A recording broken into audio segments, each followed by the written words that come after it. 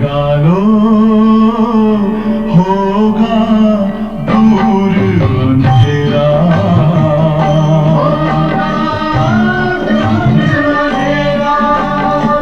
शिव का कर लो ध्यान, आ रहा पावन पुण्य सवेरा।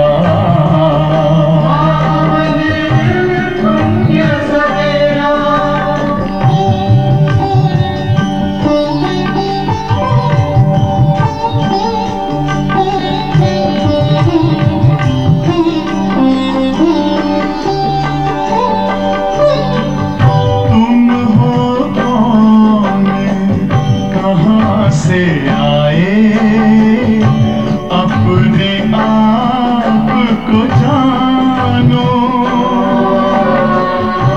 राजयोग के द्वारा अपना परम पिता पहचानो। इसी राजपथ पर चलकर पालो अपना बसेरा।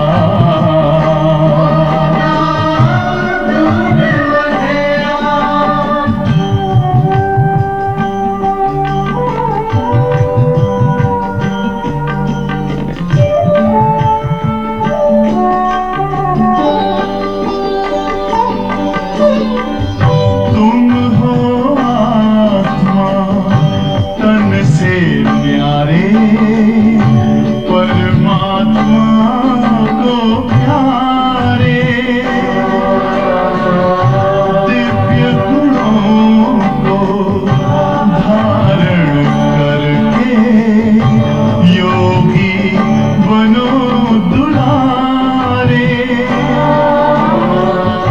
ज्योति बिंदु ही तोड़ेगा ये माया मोह का घेरा।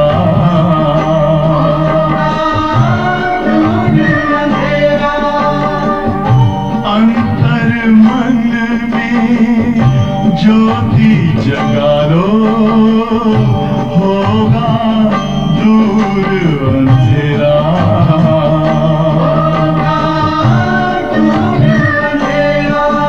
ओम शांति, ओम शांति, ओम शांति।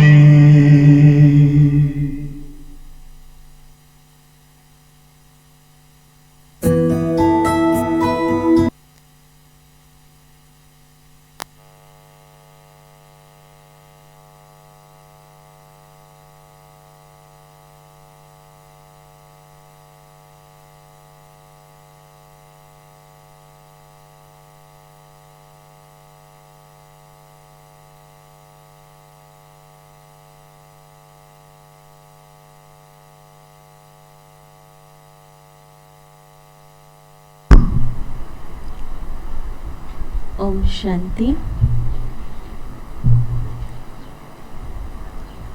आज बाबा ने विशेष रूप से सच्चाई का गुण धारण करने की बात बताई है। सारे कल्प में एक यही समय है कि जिसमें सत्य पिता आकर के हमें अपनी सत्य पहचान देते हैं, सत्य ज्ञान देते हैं, सच्चाई सिखाते हैं, जिसके फल स्वरूप सत्य युग की स्थापना होनी है।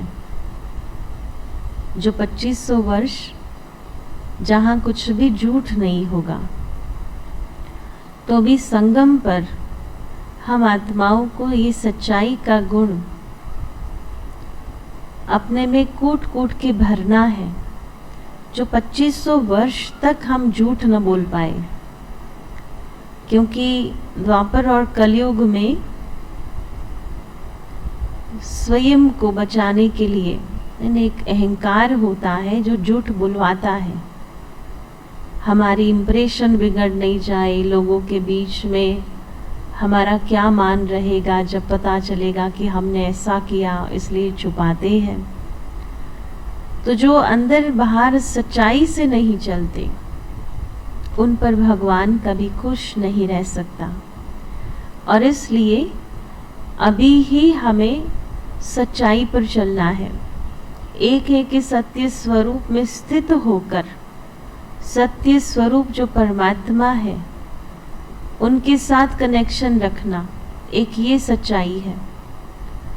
दूसरा है कि ड्रामा की सीन जो वर्तमान चल रही है वही सीन सत्य है। आपको भले झूठ दिखाई दे रहा हो, लेकिन वो ड्रामा के अनुसार सत्य है। और उस सीन को उसी स्वरूप में स्वीकार करना, ये सत्यता है कि ड्रामा की हर सीन सत्य है। हमारी मान्यता अनुसार वो गलत हो सकती है, लेकिन है सत्य। हमारी समझ उतनी लंबी नहीं जा रही होगी तो हम समझेंगे कि ये गलत हुआ हमारे साथ, लेकिन जो हुआ वही सत्य था हमारे साथ। तो ड्रामा की सीन को सत्य मानकर चलना, ये दूसरा सत्य है। और तीसरा है राइट एंड रॉन्ग वाला, जो अपने को छिपाने के लिए, ढकने के लिए जो गोल गोल बातें घुमाते हैं, वो है असत्य। जो आधा सत्य बोलते हैं वो है झूठ। और इसलिए आज बाबा ने बहुत सुंदर कहा कि सत्य पिता सत्य ज्ञान सुना रहे हैं। तो उस पिता के साथ एटलीस्ट उसके साथ तो हमें झूठ कभी नहीं बोलना चाहिए। अंदर बाहर की जो सच्चाई है वही प्रभु के दिल तख्त नशीन बनते हैं, वही प्रभु के दिल पर राज कर सकते हैं। और इसलिए चाहे कुछ भी हो जाए, चाहे कितनी भी कड़ी सजा क्यों नहीं उसके लिए हो, लेकिन हमें कभी झूठ नहीं बोलना है, किसी भी कीमत पर नहीं बोलना है। बहुत बहुत करके क्या हो जाएगा, सूली पर चढ़ाएंगे, होगा क्या? बस यही कि हमारा इंप्रेशन बिगड़ेगा। तो करो ही नहीं ऐसा काम कि जो छुपाना पड़े, जो हमें उसके लिए आंख नम होनी करनी पड़े। तो ऐसा काम ही नहीं करें, जो है श्रीमत अनुसार करना है। जीवन ऐसी खुली किताब हो कि कुछ भी छिपाने की आवश्यकता न रहे।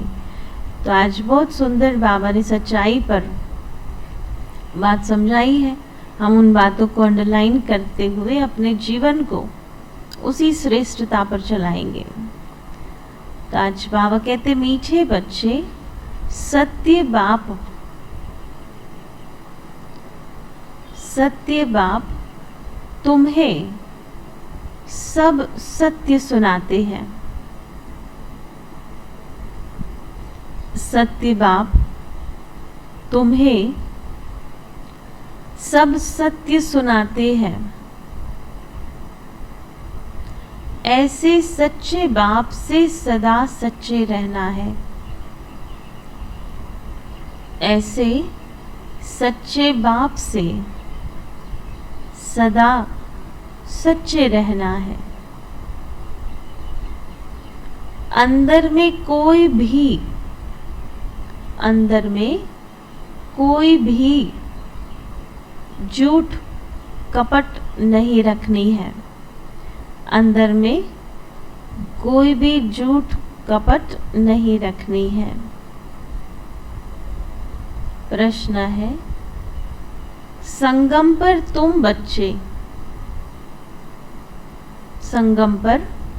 तुम बच्चे किस कंट्रास्ट को अच्छी तरह से जानते हो? किस कंट्रास्ट को अच्छी तरह से जानते हो?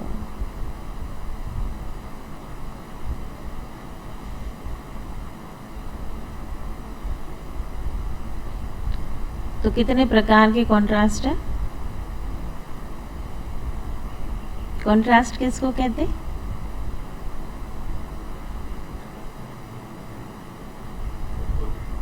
विरोधाभास जो होता है, कंप्लीट एक्सट्रीम एंड्स जो होते हैं, उसको कंट्रास्ट कहते हैं। तो कितनी कितनी बातें हैं ज्ञान में कंट्रास्ट के लिए? ज्ञान और भक्ति और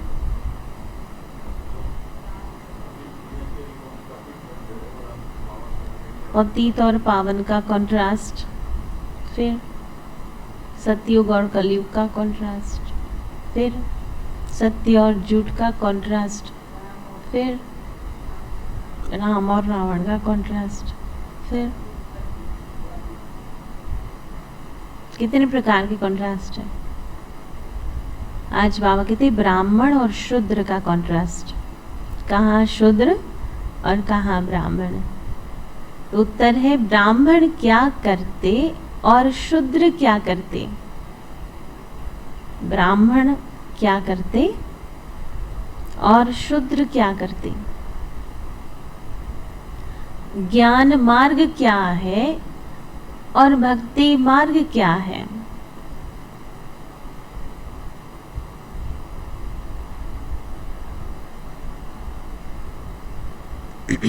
उस जिस्मानी सेना के लिए युद्ध का मैदान कौन सा है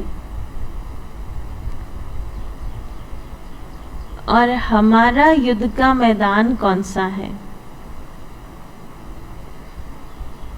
कौन सा है हमारा युद्ध का मैदान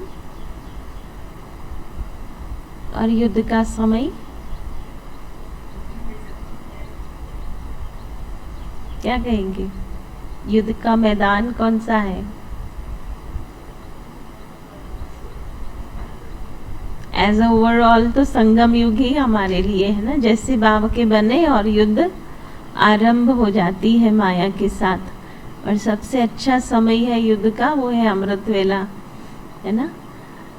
और फिर सारे दिन तो है ही युद्ध के मैदान में है, तो फिर कुछ ना कुछ तो चलता ही है, लेकिन सबसे अधिक है ना अमृत वेला होता है। यह सब कंट्रास्ट तुम बच्चे ही जानते हो।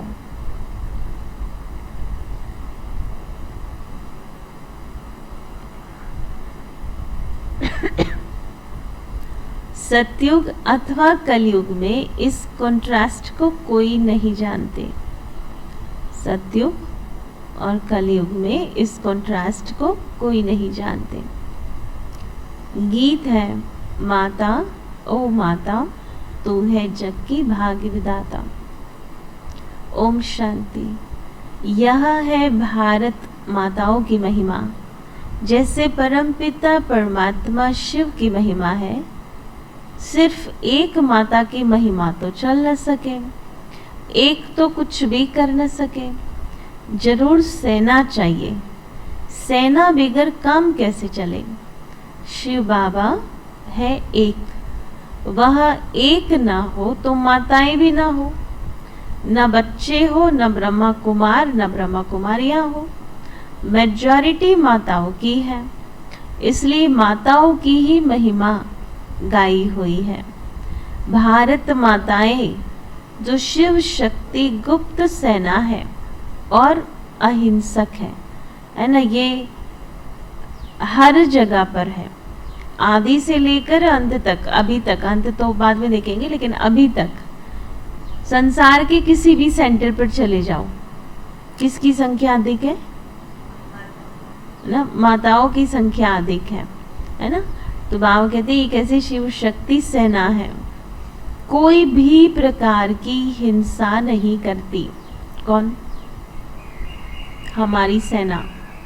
हिंसा दो प्रकार की होती है, एक है काम कटारी चलाना, दूसरा है गोली आदि चलाना। गोली क्या है? हम कोई गोली तो नहीं चलाते, तो क्या चलाते? क्रोध करना, मारना आदि। इस समय जो भी जिस्मानी सेनाएं हैं वह दोनों हिंसा करती है। आजकल बंदूक आदि चलाना माताओं को भी सिखाते हैं। वह है जिस्मानी सेना की माताएं और यह है रूहानी सेना की देवी संप्रदाय वाली माताएं, है ना। राइट फ्रॉम मुझे याद है एनसीसी में हम लोग जाते थे 12th में, तो एनसीसी में 11th में ही एनसीसी में हमको बंदूक चलाना सिखाते थे, निशान ताकना, है ना, हमारे कैंप्स में हुआ करता था। तो ये है कि कैसे महिलाओं को भी है ना ये बंदूक चलाना सिखाते हैं।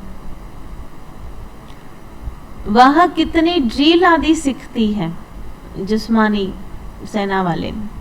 तुम शायद कभी मैदान में गई भी हो, है ना, कहाँ गए हैं, वहाँ कहते तुम शायद कभी मैदान में गई भी नहीं हो, वह बहुत मेहनत करते हैं, है ना। हमको उठते ही 5 राउंड, बहुत बड़ा मैदान हुआ करता था, 5 राउंड दौड़ाते थे, और फिर इतनी भूख, इतनी बड़ी बड़ी रोटियां भी हजम हो जाती थी, और घर में, है ना, पतली पतली रोटियों में भी नखरे करते थे, और वहाँ इतनी मेहनत कराते थे। तो ये है कि कितने बॉडी को, है ना, बिल्ड कराते हैं, और हम कितनी ड्रिल करते हैं, सारा दिन ड्रिल ही चलती है ना। हर ट्रैफिक कंट्रोल पर क्या करना है, ड्रिल ही तो करना है। जितनी बार एक्सरसाइज करेंगे, है ना, बार बार आत्मा को परम धाम ले जाएंगे, बार बार मन बुद्धि से वहां जाएंगे, तो मन बुद्धि को ये प्रैक्टिस हो जाएंगी। ये सारी अभ्यास की बातें हैं, तो जितना अभ्यास करेंगे उतना मजबूत हो जाएंगे। काम विकार में भी जाते हैं, ऐसे कोई मुश्किल होंगे जो शादी नहीं करते होंगे, उस मिलिट्री में भी बहुत सीखते रहते हैं, छोटे छोटे बच्चों को भी सिखाते हैं। वह भी सेना है, यह भी सेना है। सेना का तो गीता में अच्छा ही विस्तार लिखा हुआ है, परंतु प्रैक्टिकल में क्या है यह तो तुम ही जानते हो कि हम कितने गुप्त हैं। शिव शक्ति सेना क्या करती है, क्या करती है, विश्व का मालिक कैसे बनते हैं, इसको कहा जाता है युद्ध स्थल। तुम्हारा युद्ध का मैदान भी गुप्त है। मैदान इस मानवे को कहा जाता है। आगे माताएं युद्ध के मैदान में नहीं जाती थी, अभी यहाँ से पूरी भेंट होती है। दोनों सेनाओं में माताएं हैं, उनमें मेजॉरिटी पुरुषों की है और यहाँ मेजॉरिटी माताओं की है। कॉन्ट्रास्ट है ना, ज्ञान मार्ग और भक्ति मार्ग का, ये लास्ट कॉन्ट्रास्ट है। सतयुग में कॉन्ट्रास्ट की बात ही नहीं होगी, है ना। संगम पर है कि कलयुग किसे कहते, सतयुग किसे कहते, ज्ञान क्या है, भक्ति क्या है, सब अभी कॉन्ट्रास्ट की बातें हैं। तो बागते ये लास्ट फेज है कॉन्ट्रास्ट वाला। बाबा आकर कॉन्ट्रास्ट बताते हैं, ब्राह्मण क्या करते और शूद्र क्या कहते, दोनों ही यहाँ युद्ध के मैदान में है। सतयुग व कलयुग की बात नहीं है, यह है संगम युग की बात। तुम पांडव संगम युगी हो, कौरव है कलयुगी। उन्होंने कलयुग का टाइम बहुत लंबा कर दिया है, इस कारण संगम का उनको मालूम ही नहीं है। कितना टाइम बोला है ना, 40,000 वर्ष अभी कलयुग रहना है। धीरे धीरे ये ज्ञान भी तुम्हारे द्वारा समझेंगे। तो एक माता की महिमा नहीं है, यह है शक्ति सेना। ऊंचे ते ऊंच एक भगवान है और तुम हूबहू कल्प पहले वाली सेना हो। इस भारत को देवी राजस्थान बनाना ये तुम्हारा काम है। माताओं का काम क्या है, देवी राजस्थान बनाना। पहले क्या बनाएंगे, पहले अपना घर बनाएंगे ना, फिर बाद में दुनिया आएगी। पहले अपने घर में ही शांति नहीं, बाहर कहाँ से लाएंगे। सुख शांति स्थापन करने वाले हम हैं, है ना। तो पहले याद रहे कि पहले मन बुद्धि सुख शांति में हो, फिर घर परिवार सुख शांति में आता है। धीरे धीरे वो वाइब्रेशंस विश्व तक फैलाता है। तुम जानते हो पहले हम सूर्यवंशी थे, फिर चंद्रवंशी, वैश्यवंशी बने।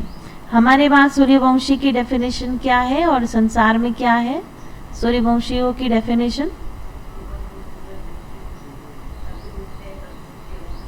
हमारे यहाँ सूर्यवंशी वो बनेंगे जो सूर्योदय होने के पहले उठते हैं, और संसार में जो सूर्य के बाद उठते हैं ना 8-9 बजे, कहते हैं ये हमारा बच्चा सूर्यवंशी है ना। सूर्य उठने के बाद उठता है ना। तो ये डिफरेंस है दोनों में, ये भी कॉन्ट्रास्ट है। तो बाबा कहते हम पहले क्या थे, सूर्यवंशी थे, फिर चंद्रवंशी, वैश्यवंशी बने। परंतु महिमा सूर्यवंशी की ही करेंगे ना। हम पुरुषार्थ ही ऐसा करें जो हम पहले सूर्यवंशी अर्थात स्वर्ग में जावे। सतयुग को स्वर्ग कहा जाता है और त्रेता को वास्तव में स्वर्ग नहीं कहा जाता। वो क्या है त्रेता? सेमी स्वर्ग है। कहते भी है फलाना स्वर्ग पधारा, ऐसे तो नहीं कहते फलाना त्रेता में राम सीता के राज्य में पधारा, है ना, कहते ऐसा। भारतवासी जानते हैं कि वैकुंठ में श्री कृष्ण का राज्य था, परंतु श्री कृष्ण को फिर द्वापर में ले गए हैं। मनुष्यों को सत्य का पता ही नहीं है। सत्य बताने वाला सतगुरु कोई उनको मिला ही नहीं है। तुमको मिला है, वह सब सच बताते हैं और सच्चा बनाते हैं, केवल बताते नहीं है। क्या करते? भगवान सत्य बताते हैं और बनाते भी हैं। बच्चों को कहते हैं, क्या कहते? बच्चे तुम कभी भी झूठ कपट नहीं करना। क्या कहते शिव बाबा? कभी भी झूठ नहीं बोलना, है ना। बाबा मम्मा के टाइम कचहरी होती थी रात को, रोज रात को। उसमें अगर किसी ने छिपा करके टोली भी खाली होती थी तो वो सभा में बोलते थे, और वो सभा 2-3 की नहीं होती थी। कितने होते थे उसमें? 350 से 400 भाई बहने होते थे, और उस सभा में बोलना पड़ता था कि बाबा आज मैंने ना चोरी से मना उठाकर टोली खाई। ये चोरी नहीं होती, पर किसी ने नहीं देखा, आप अकेले थे, मना वो चोरी, किसी को पूछा नहीं और खाया चोरी। ये तो एक छोटा सा एग्जाम्पल। ऐसे कोई भी किसी के लिए लड़ना झगड़ना होगा, किसी को ऊंची आवाज से बोला, किसी को दुख पहुंचाया, वो सारा बोलना पड़ता था उसमें। और अगर वो नहीं बोलता था तो कोई और बोल लेता था कि बाबा आज इस बच्चे ने इस बच्चे को डांटा, या इस बच्चे ने ऐसा किया। तो सभा के बीच में ही सब कुछ होता था। तो ये बाबा क्यों कराता था? जब आप पब्लिकली कुछ अनाउंस करते हो ना, बोलते हो, तो आपका अटेंशन जाता है कि नहीं मुझे दोबारा ये नहीं करना है। रोज उठकर आप यही बोलोगे कि आज मैंने गुस्सा किया, तो उसको शर्म नहीं आएगी, तो दोबारा ध्यान रखेंगे ना कि मेरे से ये गलती नहीं हो। और दूसरा बाबा ये कराता था देह अहंकार को तोड़ने के लिए, क्योंकि अपनी गलतियों को एक्सेप्ट करना बहुत बड़ा दिल चाहिए, उसके लिए बहुत बहादुरी चाहिए, तब जाकर के हम अपनी गलती को एक्सेप्ट कर सकते हैं। नहीं तो इतने सारे आर्ग्यूमेंट करेंगे कि हम गलत है ही नहीं, है ना। यही समझते कि हमारे जैसा तो अच्छा कोई नहीं है ना। तो इसके लिए कितने सारे आर्ग्यूमेंट्स लॉजिक चलाते ही जाएंगे कि कैसे सिद्ध करें कि हम सत्य हैं, लेकिन एक सेंटेंस में खुद की गलती स्वीकार नहीं कर सकते। तो ये है कि हम अपने अहंकार को तोड़ने के लिए ये करें। तो याद रहे बाबा क्या कहते हैं आज, बच्चे तुम कभी भी झूठ कपट नहीं करना, तुम्हारा कुछ भी छिपा नहीं रहेगा, है ना। धर्मराज ने क्या बोल दिया? छिपाना चाहो भी ना तो छिपा नहीं रहेगा। जो जैसा कर्म करते हैं ऐसा ही पाते हैं, है ना। इसलिए छिपा कर करो या कुछ भी करो, मिलना तो आपको है ही है। तो इसलिए छिपाना भी क्यों, है ना। जो करो वो ढंग से ही करो। छिपा करके सबसे अधिक जो ब्राह्मणों में, है ना, बीमारी कौन सी है? क्या छिपाएंगे? क्या छिपाएंगे? नींद कर रहे हैं, नींद को छिपाएंगे। मैं तो जागृत हूँ, मैं तो आंख बंद करके शिव बाबा की याद में मगन था, है ना। तो ये कभी स्वीकार ही नहीं करेंगे कि हम सो रहे थे, है ना। तो इसलिए हर छोटी छोटी आज लिस्ट बनाना कि कौन सी बातों को हम छिपाते हैं, खुद के लिए ऑनेस्ट बनकर लिखना। आज बाबा ने कहा ना कि अपने साथ तो सच्चे रहो, भले पब्लिकली कोई कचहरी नहीं होनी है या पब्लिकली अनाउंस नहीं करना है कि हम ये बातें छिपाते हैं, लेकिन अपने साथ ये सच्चाई से लिखो कि हम क्या क्या छिपाते हैं, और बाबा को सॉरी करना। आज वो लेटर लिखना। बाप अच्छे कर्म सिखलाते हैं।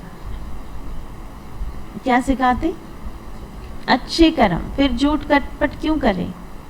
ईश्वर के पास कोई का विकर्म छिप नहीं सकता।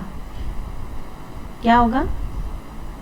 बहुत छिपाएंगे ना, किसी को पता नहीं चला, मान लो, और आपने छिपाते रहे, एक दिन वो आत्मा यज्ञ से आउट, है ना। क्यों? हमको लगता था इतना अच्छा था, आज दिखाई क्यों नहीं देता, पर अंदर कितना छिपाया होगा हमको पता नहीं रहता। तो इसलिए बाबा कहते कोई का भी विकर्म छिप नहीं सकता, कर्म भोग भी बहुत कड़ा होता है। बल तुम्हारा ये अंतिम जन्म है तो भी सजा तो खानी ही पड़ेगी, क्योंकि अनेक जन्मों का हिसाब किताब चुकता होना है। बाबा ने समझाया है काशी कलवट खाते हैं तो जब तक प्राण निकले तब तक भोगनी पड़ती है, बहुत कष्ट सहन करना पड़ता है। एक तो कर्म भोग बीमारी आदि का, दूसरा फिर विकर्मों की सजा, ये दोनों होगा। उस समय कुछ बोल नहीं सकते, चिल्लाते रहते हैं, त्राही त्राही करते हैं। पाप आत्माओं को यहाँ भी सजा और वहाँ भी सजा मिलती है। यहाँ कौन सी सजा मिलेगी? बाप से योग नहीं लगेगा, क्योंकि बाप के दिल पर चढ़े ही नहीं है, तो योग नहीं लगेगा, खुशी नहीं होगी। मुरली भी सुन रहे हैं, खुशी नहीं मिल रही, सेवा कर रहे हैं, खुशी नहीं मिल रही, ब्राह्मण परिवार में अच्छा नहीं लग रहा है। ये जो डिस्कम्फर्ट है ना, वो सजा है संगम युग की, और वहां जाकर के भी सजा भोगनी पड़ेगी सतयुग में भी। कहाँ कैसे? है ना, पद डाउन मिलेगा। सतयुग में पाप होता ही नहीं, न कोर्ट है, न मजिस्ट्रेट होते हैं, न गर्भ जेल की सजा होती है। वहां गर्भ महल होता है। दिखाते भी है ना, पीपल के पत्ते पर कृष्ण अंगूठा चुसता हुआ आया, वह गर्भ महल की बात है। सतयुग में बच्चे बड़े आराम से पैदा होते हैं। आदि मध्य अंत सुख ही सुख है। इस दुनिया में आदि मध्य अंत दुख ही दुख है। अभी तुम सुख की दुनिया में जाने के लिए पढ़ रहे हो। यह गुप्त सेना वृद्धि को पद रहेगी। जितना जो बहुतों को रास्ता बताएंगे वह उच्च पद पाएंगे। मेहनत करनी है याद की। मेहनत कौन सी करनी है? याद की। बेहद का वर्षा जो मिला था वह अब गवाया है, अब फिर से पा रहे हैं। लौकिक बाप पारलौकिक बाप दोनों को याद करते हैं। सतयुग में एक लौकिक को ही याद करते हैं, पारलौकिक को याद करने की जरूरत नहीं। वह सुख ही सुख है। यह ज्ञान भी भारतवासियों के लिए है और धर्म वालों के लिए नहीं है, परंतु जो धर्मों में कन्वर्ट हो गए वह निकल आएंगे, है ना। हम समझते हैं कि हमारे ज्ञान में तो क्रिश्चियन भी चल रहे हैं, बौद्ध भी चल रहे हैं, तो क्यों ऐसा? पर हमारा वाला कन्वर्ट करके गया है तो वो निकल आते हैं। आकर योग सीखेंगे। योग पर समझाने के लिए तुमको निमंत्रण मिलता है तो तैयारी करनी चाहिए। समझाना है क्या तुम भारत का प्राचीन योग भूल गए हो? भगवान कहते हैं मन मना भाव। परम पिता परमात्मा कहते हैं निराकारी बच्चों को कि तुम मुझे याद करो, तुम मेरे पास आएंगे। तुम आत्मा इन ऑर्गन से सुनती हो, मैं आत्मा इन ऑर्गन्स के आधार से सुनाता हूँ। मैं सबका बाप हूँ, मेरी महिमा सब गाते हैं। सर्वशक्तिवान, ज्ञान का सागर, सुख का सागर, आदि आदि। यह भी टॉपिक अच्छी है। शिव परमात्मा की महिमा और कृष्ण की महिमा बताओ। बाबा हमेशा कहते हैं शिवरात्रि पर ये दोनों की महिमा अलग करके समझाओ तो समझ में आए कि भगवान कौन है और श्री कृष्ण कौन है। अब जज करो कि गीता का भगवान कौन है। ये जबरदस्त टॉपिक है, इस पर तुम्हें समझाना है। बोलो, हम जास्ती समय नहीं लेंगे, 1 मिनट दे तो भी ठीक है। 1 मिनट में क्या समझाएंगे, है ना। और इसलिए बीच में भी सुनाया था ना, एक क्वेश्चन आंसर्स का था स्वामी विवेकानंद जी के साथ। तो किसी ने उनको पूछा कि आपको अगर 5 घंटा भाषण करना हो तो आप क्या तैयारी करते हो? तो कहते 5 मिनट की। फिर उनको पूछा कि 5 मिनट का भाषण करना हो तो कितनी तैयारी करते हो, तो कहते 5 घंटे की करता हूँ। क्योंकि प्रिसाइजली अगर कुछ बोलना है तो उसी छोटे से थोड़े से टाइम में ऐसे वाक्यों को चुनना पड़ता है कि जो सारी बात समझा सके। 5 घंटे में तो कुछ भी बोलते रहो, है ना, तो उसमें कोई चिंता नहीं है, फ्रीडम होती है बोलने की। और बाबा कितने मिनट देता है राजयोग समझाने के लिए? 1 मिनट। यहाँ तो 7 दिन का कोर्स भी पूरा हो जाता है, फिर 8वें दिन कहते हैं कि बहन जी योग कब सिखाएंगे? तो ये क्या किया था 8 दिन, है ना। तो ये है कि है ना, योग इतने वर्षों के बाद भी समझ में नहीं आता, तो बाबा कहते 1 मिनट में सिद्ध होना चाहिए ये। भगवान उवाच मन मना भव माम एकम याद करो तो स्वर्ग का वर्षा मिलेगा। ये किसने कहा? निराकार परमात्मा ने ब्रह्मा तन द्वारा ब्राह्मण बच्चों को कहा। कितना, है ना, एक एक शब्द देखो बाबा की कितना प्रिसाइजली बोल रहे हैं। इनको ही पांडु सेना भी कहते हैं। रूहानी यात्रा पर ले जाने के लिए तुम पंडे हो, पंडे इज गाइड्स। बाबा निबंध देते हैं, मैंने ऐसे राइटिंग के लिए देते हैं, उनको फिर कैसे रिफाइन कर समझाए, सो बच्चों को ख्याल करना चाहिए। बाप को याद करने से ही मुक्ति, जीवन मुक्ति का वर्षा मिलेगा। हम ब्रह्मा कुमार और कुमारियां हैं, वास्तव में तुम भी हो, परंतु तुमने बाप को पहचाना नहीं है। तुम बच्चे अभी परम पिता परमात्मा द्वारा देवता बन रहे हो। भारत में ही लक्ष्मी नारायण का राज्य था। छोटे छोटे बच्चे बुलंद आवाज से बड़ी बड़ी सभा में समझाएंगे तो कितना प्रभाव पड़ेगा। समझेंगे ज्ञान तो इनमें है, भगवान का रास्ता यह बताते हैं। निराकार परमात्मा ही कहते हैं, हे आत्माएं मुझे याद करो तो तुम्हारे विकर्म विनाश होंगे। गंगा स्नान, तीर्थ आदि जन्म जन्मांतर करते करते पतित ही बनते आए। भारत की ही चढ़ती कला और उतरती कला है। बाप राजयोग सिखलाकर चढ़ती कला अर्थात स्वर्ग का मालिक बनाते हैं। फिर माया रावण नरक का मालिक बनाती है, तो उतरती कला कहेंगे ना। जन्म बाई जन्म थोड़ी थोड़ी उतरती कला होती है। ज्ञान है चढ़ती कला, भक्ति है उतरती कला।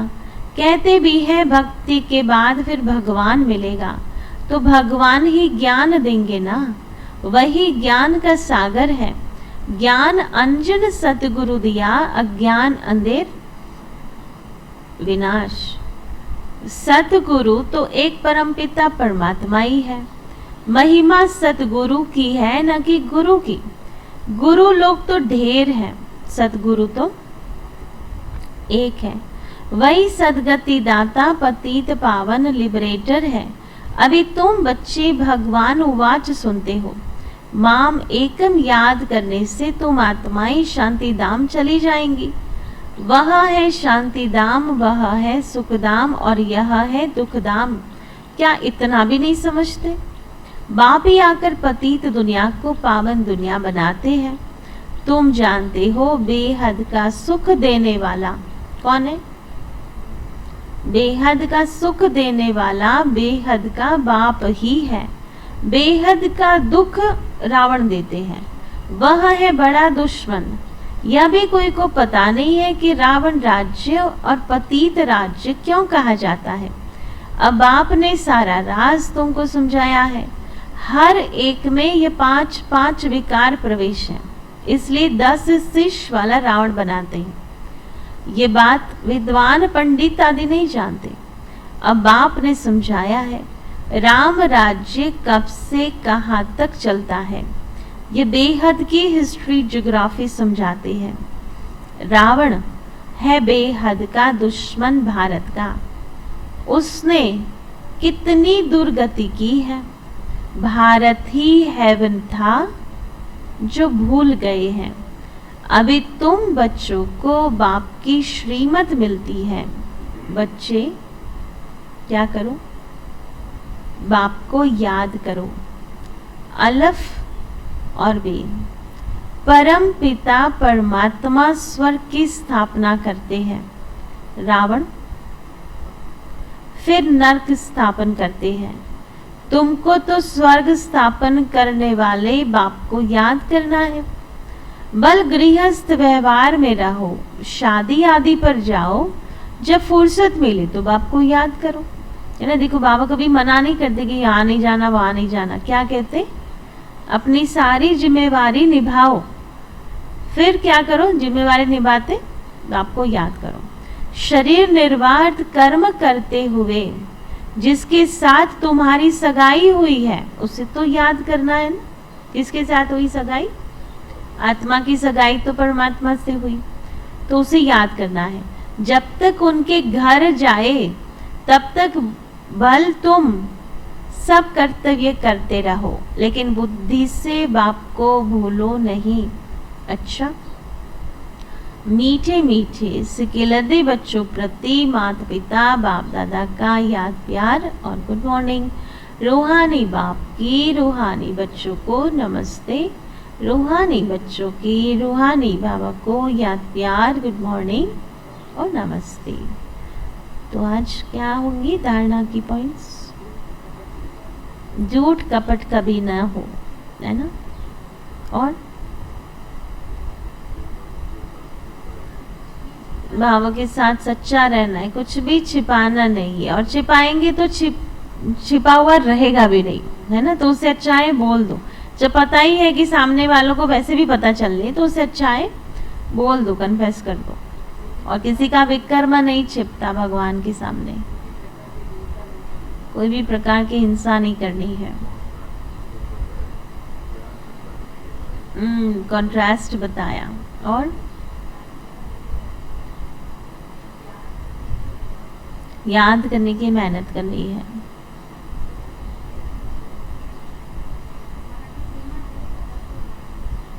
बाबा को याद करना है। पहली पॉइंट है सजाओं से छूटने के लिए।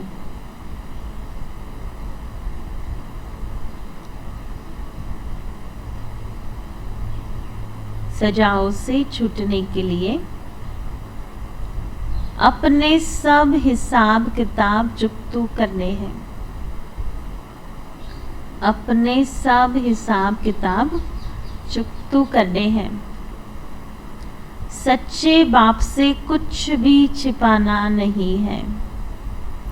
सच्चे बाप से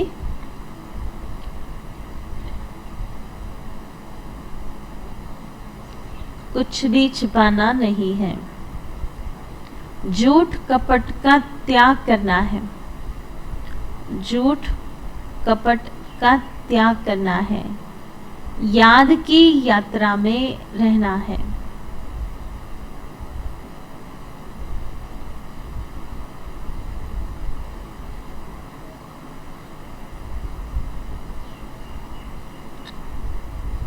दूसरी पॉइंट है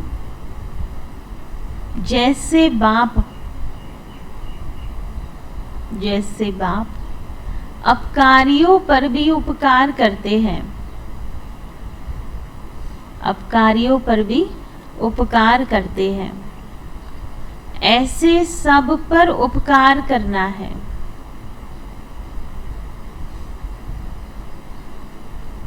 सबको बाप का परिचय, बाप का सत्य परिचय देना है। सबको बाप का सत्य परिचय देना है।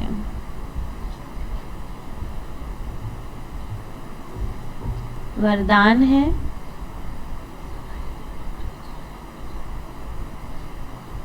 ईश्वरीय संस्कारों को कार्य में लगाकर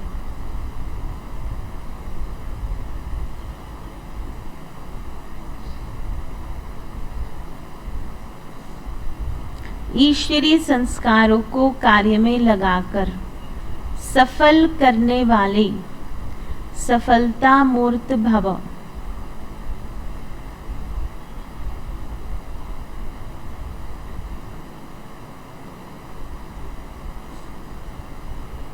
विस्तार है जो बच्चे अपने ईश्वरीय संस्कारों को कार्य में लगाते हैं उनके व्यर्थ संकल्प स्वतः ही खत्म हो जाते हैं। सफल करना माना बचाना, या बढ़ाना। ऐसे नहीं पुराने संस्कार ही यूज करते रहो और ईश्वरी संस्कारों को बुद्धि के लॉकर में रख दो। जैसे कईयों की आदत होती है ना, अच्छी चीजें व पैसे बैंक अथवा अलमारियों में रखेंगे, पुरानी वस्तुओं से प्यार होता है, वही यूज करते रहते हैं। यहाँ ऐसे नहीं करना, या तो मनसा से, वाणी से, शक्तिशाली वृत्ति से अपना सब कुछ सफल करो तो सफलता मूर्त बन जाएंगे। स्लोगन, बाप और मैं, बाप और मैं। यह छत्र छाया साथ है तो कोई भी विघ्न ठहर नहीं सकता, तो कोई भी विघ्न ठहर नहीं सकता। ओम शांति।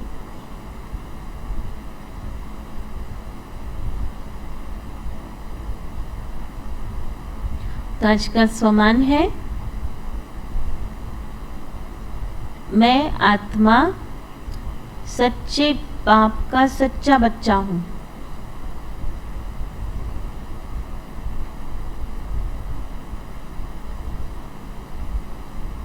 तीव्र पुरुषार्थियों का स्वमान है, मैं फरमान बरदार हूं। इसलिए दोनों का अनुभव करना, क्योंकि सच्चे बाप का सच्चा बच्चा हूं तो नेचुरल है, फरमान बरदार तो है ही। मम्मा की विशेष पॉइंट है, मम्मा सदैव कहती थी कि क्लास में हाजिर रहना ये भी बाबा का फरमान बरदार बच्चा बनना है। केवल रेगुलर नहीं, लेकिन पंक्चुअल भी साथ साथ जरूर रहना है। रेगुलर माना आना, रोज सेंटर पर जाना, ये है रेगुलर जाना।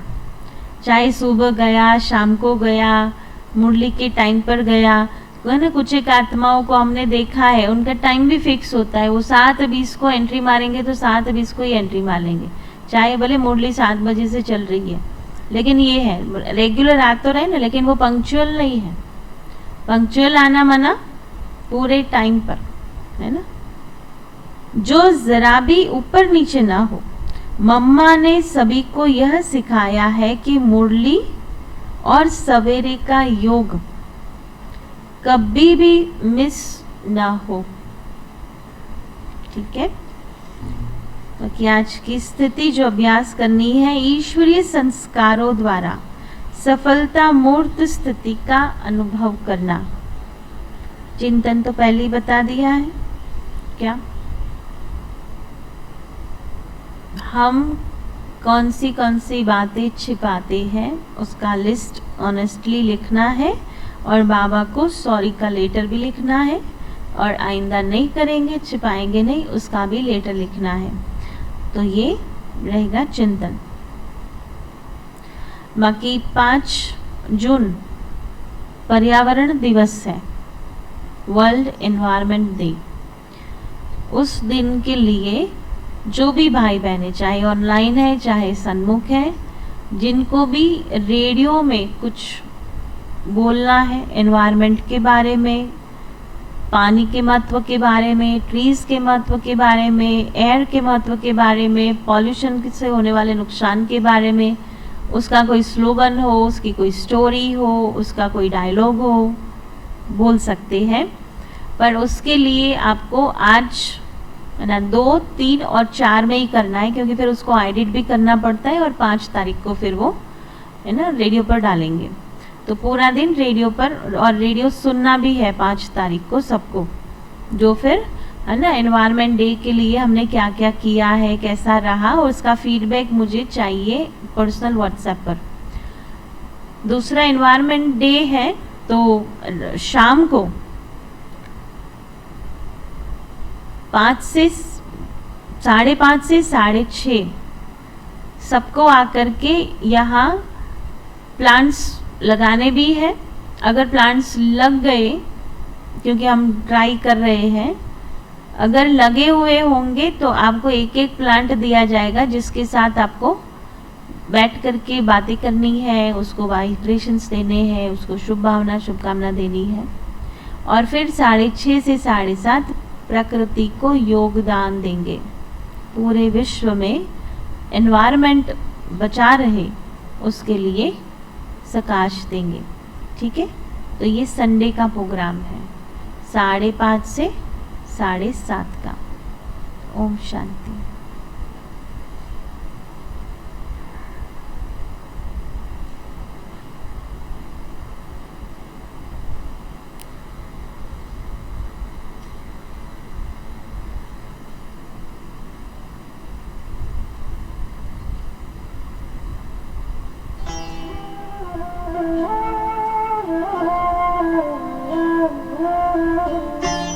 सत्यं शिवं सुन्दरं संसारसारम्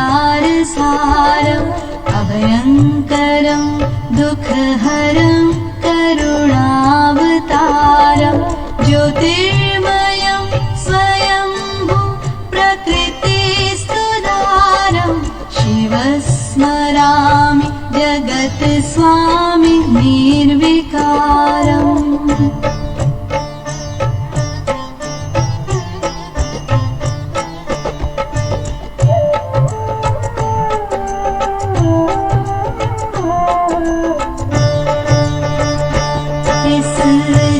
से अलग रहकर रूहा उस रब से रूह रूहान करो।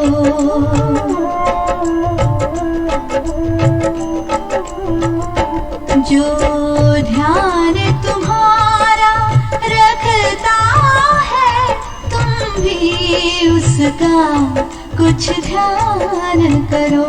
तुम भी उसका कुछ ध्यान करो।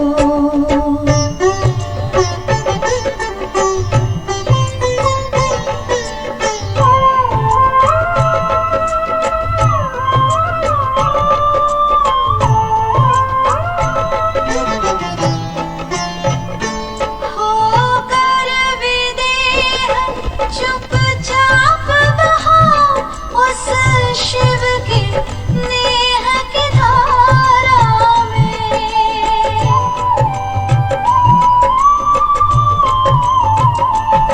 आदम पंछी को उड़ने दो जो बंद है तन की कारा में।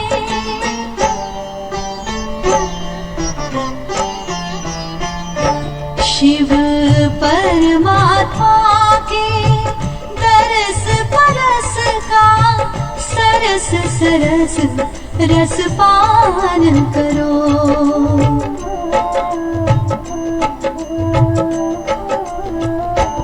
इस जग से अलग रहकर रूहा उस रब से रूह रूहान करो।